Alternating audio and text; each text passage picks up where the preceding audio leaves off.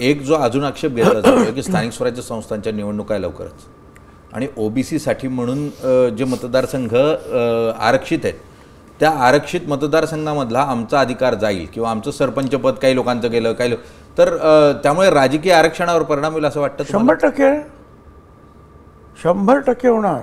हे पहा, मराठा समाज, साखर कारखाने, बँका, दूध, अमुक तमुक, आमदार, सगळं त्याच्यामुळे गावामध्ये लहान गावापासून त्या तालुक्यामध्ये आज तो जो आहे हा समाज जो आहे हा सगळं नियंत्रित करतो. आता मला सांगा, तुम्ही जर कुणबी म्हणून तर तिथे उभे राहिला, मी माझं उदाहरण देतो. नाशिकमध्ये, नाशिक शहरात 19 जागा ओबीसीसाठी आहेत. मागच्या ह्याच्यात होत्या 15 कुणबी मराठा किंवा मराठा कुणबी आहेत निवडणार आणि 4 जे आहेत ते मात्र मग हे वंजारी अमुक तमुक असे 4 लोक झालं ना.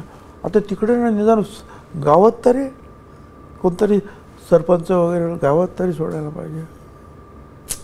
कसं तिथून पुढे कसे येणार आहे? बाकीचे समाज पुढे कसे यावेत म्हणून तर आरक्षण दिलं आहे आणि ते तुम्ही अडून बसलं की संपला विषय.